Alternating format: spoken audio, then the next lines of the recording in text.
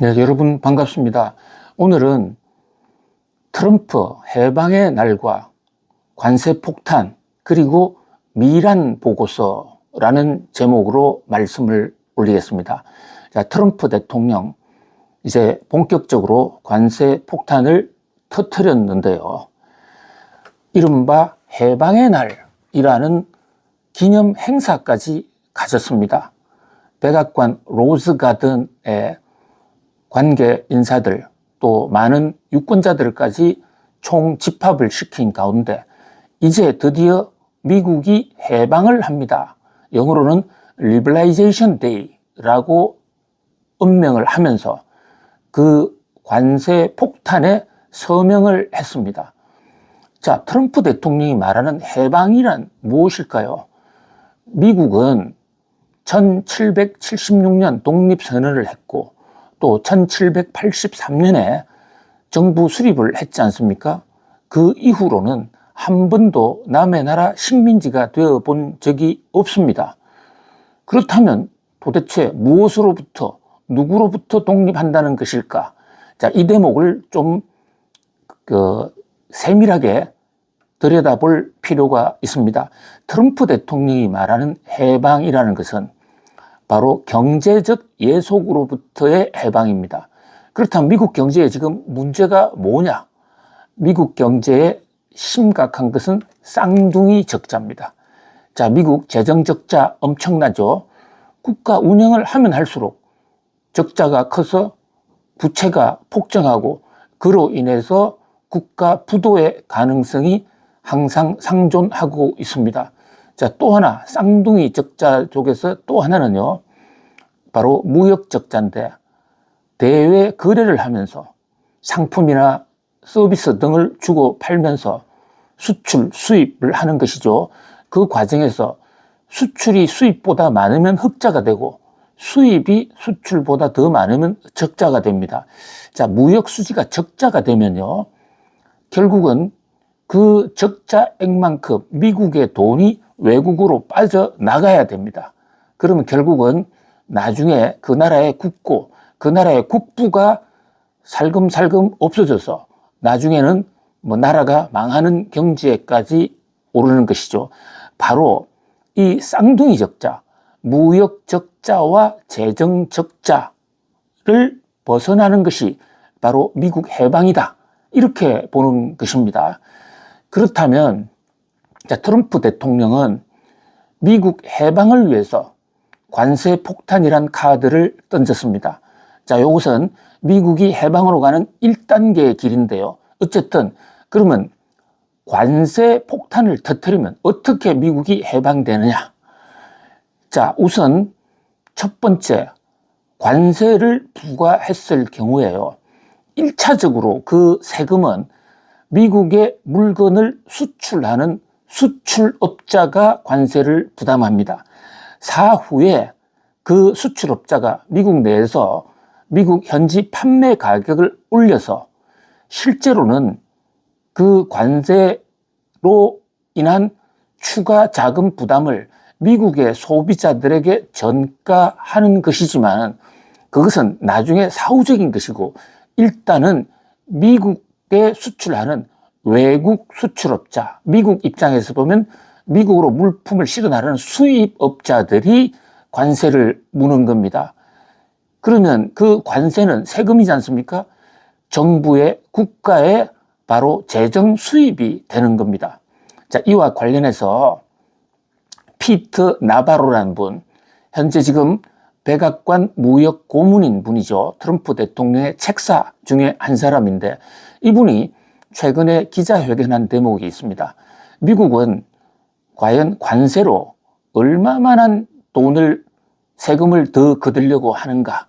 여기에 대해서 구체적으로 6조 달러 상호 관세로서 6조 달러를 더 벌겠다. 이런 얘기를 지금 하고 있습니다. 자, 6조 달러 하면 우리 돈으로 거의 8,000조 정도에 해당하는 엄청난 거액이죠. 우리 1년 예산이 700조가 채 안 됩니다. 우리나라 10년치 예산보다 훨씬 더 많은 돈, 이것을 다른 나라의 관세 폭탄을 때려서 그 돈으로 세금을 걷겠다. 그러면 그렇게 거쳐진 세금은 미국의 국가 재정 수입으로 들어오고 그만큼은 적자를 해소하게 될 것입니다. 그러니까 미국의 두 가지 고민, 첫 번째 재정 적자 해소에 관세가 상당히 유익하다고 트럼프 대통령은 믿는 것이죠. 자, 두 번째 미국의 고민은 바로 무역 수지의 적자입니다. 다른 나라하고 교역을 하면 할수록 미국은 적자가 커지거든요. 미국의 수입량이 수출량보다 더 많다 이런 얘기입니다. 근데 관세를 올리면 외국산 제품의 미국 내에서의 가격이 올라갈 수밖에 없습니다. 관세만큼 부담이 되니까요. 그러면 그 수출업자들, 미국의 상품을 수출하는 외국인 수출업자들은 미국에 수출해봤자 경제적 타산이 잘 안 맞게 됩니다. 그러면 굳이 미국에 수출할 필요 없이 자기 나라에서 바로 판매하는 게 훨씬 더 낫지 않겠습니까? 바로 이 메커니즘 때문에 관세를 매기면 외국산 제품이 미국으로 들어오지 않을 것이고 또 들어오지 않게 되면 결과적으로 미국의 경제에는 도움이 되고 또 미국의 수입이 준다. 그런 측면을 하나 보는 것이고요. 또 관세 폭탄이 무서우면 트럼프 대통령은 아예 미국에 와서 현지에서 제조 생산을 하라. 이렇게 주장을 하고 있습니다. 실제로 현대차 같은 경우에는 트럼프 대통령이 관세 엄포를 놓으니까 31조 원이라는 돈을 투자를 해서 미국에 공장을 짓겠다. 자동차 공장뿐만 아니라 현대 제철 공장까지 짓겠다. 이렇게 지금 선언을 해놓고 있는 상태지 않습니까? 관세가 무서워서 미국으로 간다? 그러면요, 미국 입장에서는 바로 현대차 같은 회사가 미국으로 들어오는 순간에 엄청난 자금, 투자 자금이 미국으로 들어옵니다. 이것은 미국의 이른바 그 자본 수지의 흑자로 가는, 미국에 일단 돈이 들어오기 때문에 미국 경제로서는 굉장히 좋게 되는 것이죠. 그뿐만이 아닙니다. 이렇게 들어와 있는 외국인 업체들은 미국에서 이제 투자를 하게 되고 또 거기서 일자리를 창출하게 되면요, 거기에 따른 일자리 창출 효과, 이것은 미국의 근로자들이 혜택을 보게 됩니다. 뿐만 아니라 미국에서 세금을 내기 때문에 이 또한 미국 국세 수입이 증가돼서 결국 미국은 무역 수지 적자도 해소하고 또 재정 적자도 해소할 수 있다. 그야말로 꼭 먹고 알 먹겠다는 이런 전략이거든요. 트럼프 대통령의 이런 구상이 과연 맞을까요? 상당 부분 일리가 있고 또 실현이 될 수도 있습니다. 물론 부작용도 있습니다.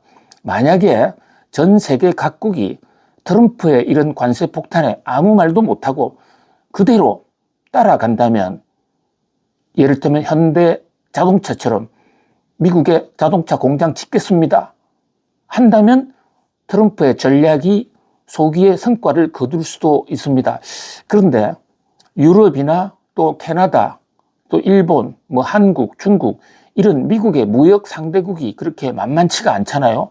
관세 폭탄을 물게 되면 그 나라 경제는 어떻게 합니까? 따라서 미국을 상대로 보복 관세전에 나설 수가 있고, 그렇게 되면 이것이 관세 전쟁으로 확산이 될 수가 있거든요. 사실 세계 경제는 이 대목을 매우 우려하고 있는 것이죠. 마치 1930년대 대공황 때처럼 그때도 미국의 후보 대통령이 스무트 홀리법이라는 것을 도입해서 전 세계를 향해서 49%의 보편 관세를 때리지 않았습니까? 그 후폭풍이 결국 미국도 망하고 유럽도 망하는 공도 동망의 길로 갔고, 그것은 결국은 세계 2차 대전으로까지 이어지는 그런 인류사의 큰 참극입니다. 그런 면에서 이제 트럼프 대통령의 정책이 반발에 부딪힐 가능성도 있다. 그 다음에 또 하나는 미국 내부에서의 반발 가능성입니다.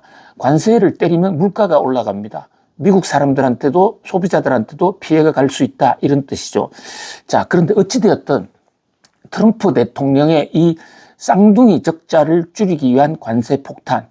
이것은 미란 보고서의 핵심 내용입니다. 자, 지난번에 미란 보고서, 충격의 백악관 보고서라는 제목으로 한번 영상을 올렸는데요. 여기에 대해서 관심이 폭발하고 있습니다. 그래서 오늘 지금 이 방송, 그러니까 트럼프 대통령의 해방의 날과 미란 보고서, 이 방송을 들으시기 전이나 또는 후에라도 지난번에 했던 백악관 충격 보고서, 미란 보고서, 이 방송을 듣고 오시면 훨씬 더 도움이 될 것 같습니다. 미란 보고서가 굉장히 중요한 게요. 자, 이 미란 보고서에 트럼프의 웅대한 꿈이 담겨 있습니다. 자, 관세 폭탄 하지만 트럼프가 갑자기 어느 날 기분이 나빠서 관세 폭탄 터뜨리는 거 아닙니다. 트럼프도 나름대로 논리가 있는 사람입니다. 미국에서 돈을 번다는 거, 사업가로서 성공한다는 거, 그게 쉽지 않은 일이거든요. 비즈니스 마인드가 대단하고, 나름 여러 가지 전략 전술은 치밀한데, 아시다시피 이 트럼프가 경제학자는 아니지 않습니까? 물론 트럼프가 경제학과를 다니긴 했습니다. 어느 학교요? 자, 펜실바니아 대학이란, 이른바 우리가 유펜으로 불리는 그 펜실바니아 대학을 다니기는 했는데요. 편입으로 들어와서 잠깐 다녔습니다. 뭐 이후로도 경제학 공부를 계속 하지는 않았기 때문에 학문적 뿌리는 그렇게 많지 않을 것입니다. 틈틈이 하는 얘기가 상호 모순되는 점으로 봐서 트럼프의 경제적 지식은 그렇게 깊지는 않습니다. 그렇다고 상식이 없는 분은 아니고요. 또 사실 자기가 깊이 있게 경제를 알 필요도 없습니다. 경제 전문가를 옆에 두면 되거든요. 저는 이 대목에서 바로 미란 보고서를 주목을 하고 싶은 것입니다. 미란 보고서의 그 미란은 경제학자의 이름인데요. 풀네임은 스테판 미란이라는 분입니다. 이분은 이 보스턴 대학을 졸업을 했습니다. 보스턴 대학이 바로 하버드 옆에 있는 대학이죠. 그 보스턴 대학을 졸업하고 하버드 대학으로 가서 경제학을 계속 공부한 분이고요. 이후 뉴욕 월가에서 각 금융회사의 전략가, 그러니까 이 금융회사의 전략가라는 사람들은 단기적으로 시장에서 사고 파는 이런 거래를 하는 사람이 아니고요. 중장기적으로 한꺼번에 크게 말아먹는 그런 어떤 거대한 담론 속에서 회사의 이익을 벌어들이는, 문자 그대로 큰 돈 벌어들이는 전략가인 셈이죠. 전략가 역할을 해오다가 트럼프를 만났고, 또 트럼프 일기 시절부터 그 미국 재무부의 보좌관, 문우신의 수석 보좌관, 그리고 지금은 백악관 경제고문위원회 Council of Economic Advisor라는 부서가 있습니다. 이 부서가 트럼프 대통령의 경제정책을 자문하는 것이죠. 거기에 위원장이 바로 스테판 미란인데, 지금 트럼프 대통령의 Make America Great Again 이라는 정책의 상당 부분이 바로 이 미란 보고서의 사상적, 이론적, 철학적 기초를 두고 있는 것이거든요. 따라서 이 미란 보고서를 이해하는 것은 트럼프의 관세 정책을 해석하는데, 또 앞으로 트럼프 관세 정책이 어떻게 나아갈 것인지 그 향방을 예측하는 데 있어서 매우 매우 중요한 것이라고 할 수가 있습니다. 자, 이 미란 보고서 길게 설명드리려면 뭐 하루도 부족하지만 요약을 해보자면요. 자, 미국은 지금 경제적 식민 상태다. 이것을 풀어가려면 특단의 조치를 해야 된다라고 주장하고 있습니다. 이 미란 보고서는 그 특단의 조치가 뭐냐, 이러면서 구체적인 미국이 다시 위대해질 수 있는 방법을 제시하고 있는데요. 그 중에 하나가 관세 폭탄이고, 또 하나는 말하라고 협정 등으로 지금 시중에서 해석이 되고 있는 다른 나라의 미국 국채를 매각하는 그 두 가지 전략이 미란이 말하는, 미란 보고서에 나와 있는 미국을 다시 위대하게라는 전략의 핵심입니다. 자, 그러면 왜 이 미란이라는 사람은 미란 보고서에서 관세 폭탄과 국채 강매 이 두 가지를 내세우고 있느냐? 자, 이것은 달러 기축통화체제하고도 관련이 있습니다.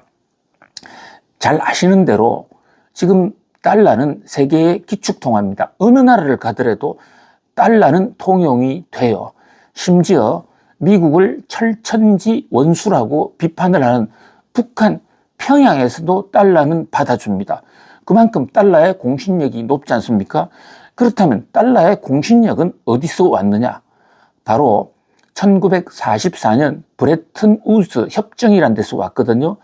당시 2차 대전이 끝나갈 즈음에 2차 대전 전선국들이 자, 이거 경제가 혼란하면 나라마다 싸우게 되면 또 2차 대전 같은 세계대전이 온다.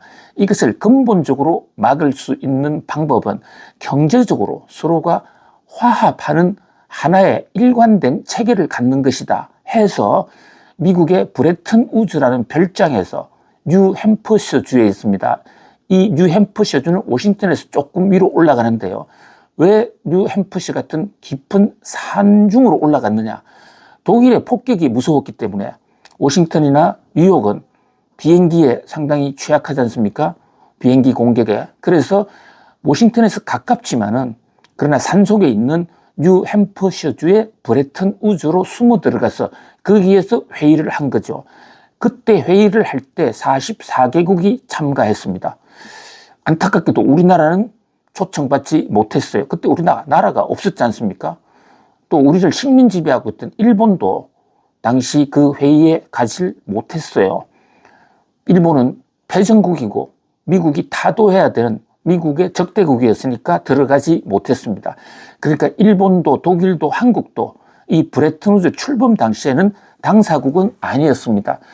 그러나 어쨌든 2차 대전이 미국, 영국 또 프랑스 등 연합군의 주도로 승리가 되면서 그들이 만든 브레튼 우즈 체제가 지금까지 세계 경제를 꾸려가는 핵심 체제, 핵심 시스템으로서 막강한 영향력을 행사하고 있는 것입니다. 그 브레튼 우즈 체제의 핵심 중에 핵심이 바로 달러를 세계의 공통통화, 기축통화로 한다는 것이었거든요. 그 전까지만 하더라도 사실 이 영국의 파운드화가 세계의 기축통화였는데 이제 영국의 시대가 가고 세계 경제를 미국 달러 중심으로 움직인다. 사실 이것은 영국이 원한 바는 아니었습니다. 그런데 2차 대전으로 유럽 국가들이 워낙 피폐해지니까 힘을 가진 미국의 결정에 따를 수밖에 없었는데요. 당시에 이 브레튼 우즈 체제를 창안하고 옆에서 기획한 사람이 경제학자, 그 유명한 케인즈거든요. 케인즈도 마지막까지 미국 달러를 기축통화로 한다는 것에 반대했습니다. 왜냐하면 달러에게만 기축통화 자격을 주면 미국이 세계를 완전히 말아먹는다. 미국은 달러를 무한정 찍어낼 수도 있지 않습니까? 그리고 미국이 달러를 찍어내면 그것은 미국의 인플레뿐만 아니라 세계가 한꺼번에 휘청할 수 있다. 사실 요즘 미국이 기침을 하면 전 세계가 독감을 앓고 또 우리나라 같은 데는 아예 폐암을 앓고 죽는 이런 어떤 후폭풍이 도미노처럼 생기는 것도 미국이 달러 기축통화이기 때문에 그런 것입니다. 그래서 미국 달러 기축통화는 엄청난 페이버거든요. 바로 그 페이버를 미국이 갖겠다고 선언했을 때 케인즈는 반대했습니다. 그러다가 절충이 안 되니까 한 가지 중대한 조건을 제시합니다. 미국이 함부로 돈을 찍어내지 못하도록 미국은 달러 발행고에 대해서는 그만큼 금을 비축해야 된다. 그래서 다른 나라 사람들이 미국 연방은행에 가서 달러를 갖고 금 주세요 하면 지체 없이 예외 없이 반드시 내어줘야 된다. 이게 이제 금태환 제도라는 것이거든요. 그러니까 사실은 미국 달러가 이렇게 막강한 파워를 갖게 된 핵심적인 요인은 금을 비축하겠다. 그래서 지금 그 금이 어디 있느냐? 바로 포트녹스라는 미국의 그 중부지방에 정확하게 얘기하면 워싱턴에서 가까운 중부지방, 미시시피 강을 좀 건너가기 직전 거기에 금을 숨겨놓고 있는 것입니다. 물론 지금은 금태환 제도를 하지 않지만은 여기 1971년에 닉슨 대통령이 일방적으로 포기를 한 것이거든요. 그러나 금태환 제도의 근본 취지, 자, 미국이 안정적인 달러를 관리하면서 세계의 기축통화를 하라라는 그 정신은 지금도 계승이 되고 있습니다. 바로 이 점 때문에 미국은 달러를 기축통화로 한다는 것은 굉장히 장점이에요. 뭐 미국은 다른 나라 눈치 볼 필요도 없고 또 다른 나라를 달러의 발행 물량을 통해서 일거에 한 방에 보낼 수도 있습니다. 또 달러를 갑자기 줄이면 디플레를 만들 수도 있고 달러를 늘리면 인플레를 만들 수도 있습니다. 그런데 이 달러 기축통화에 한 가지 함정이 있습니다. 달러 기축통화가 미국에 무조건 다 좋은 거는 아니다. 자, 이것을 갈파한 사람, 발견해낸 사람이 예일대학의 트리핀이라는 경제학자입니다. 그래서 달러 기축통화의 함정, 이것을 트리핀의 딜레마라고 해서 경제학 교과서에 이 대목이 올라와 있습니다.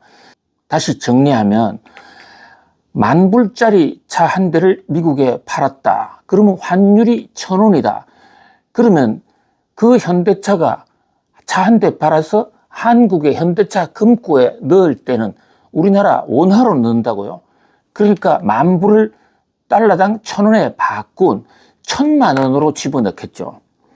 그런데 만약에 우리 돈 가치가 계속 떨어져서 환율이 달러당 2,000원이 됐다. 그러면 미국의 차를 10,000불에 팔았지만 환율 2,000원을 적용하면 2,000만 원에 해당하는 돈이 현대 계정에 쌓이는 것입니다. 우리나라 돈 가치가 떨어지면 현대차 입장에서는 그만큼 벌어들이는 원화 기준의 돈의 규모가 더 커져요. 그렇게 되면 수출 경쟁력이 높아지는 것이죠. 결국 수출은 늘어나고 반대로 수입은 결정적으로 불리해집니다.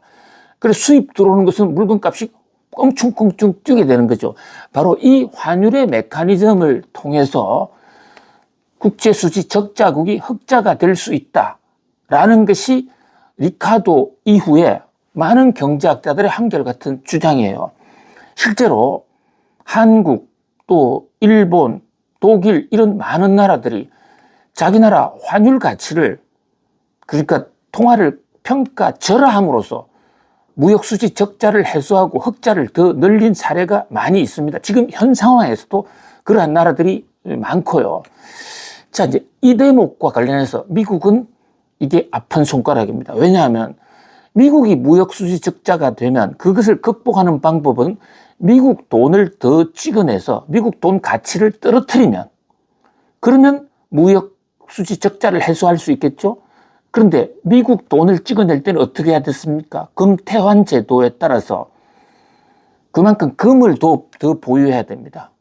그럼 그 보유하는 데다 엄청난 부담, 바로 이것 때문에 닉슨 대통령은 1971년에 달러 태환 제도를 일방적으로 그냥 폐지해버린 것이거든요.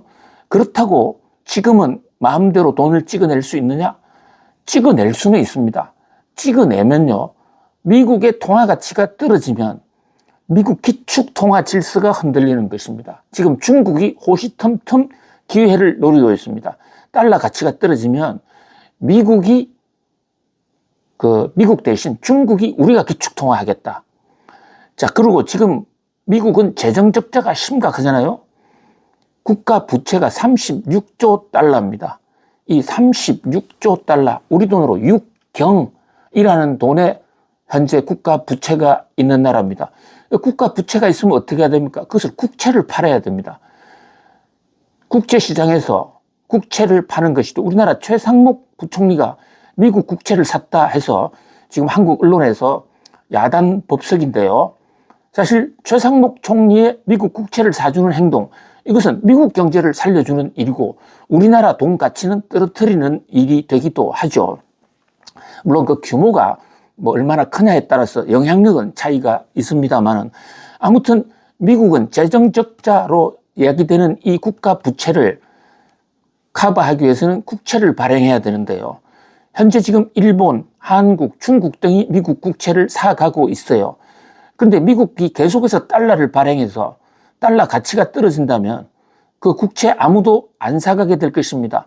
왜냐하면 국채를 샀는데 이자 몇 푼 받느라고. 그런데 미국 달러 가치가 떨어진다면 나중에 손해가 되지 않습니까?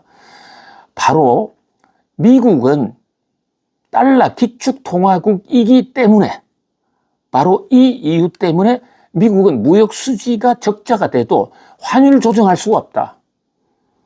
달러를 더 찍어내기도 구조적으로 어렵다. 이것을 트리핀의 딜레마라고 하는 것입니다.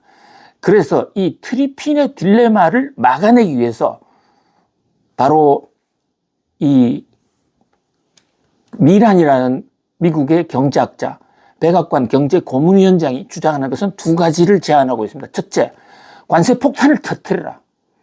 환율 가지고는 도저히 못하겠다. 그러니까 미국에 물건을 파는 나라, 흑자가 많은 나라에는 관세 폭탄을 터뜨려라. 이것이 첫 번째 카드고요. 자, 두 번째는 국채를 강매하라. 이런 얘기인데, 국채 강매는 다음 편에서 또 말씀드릴게요.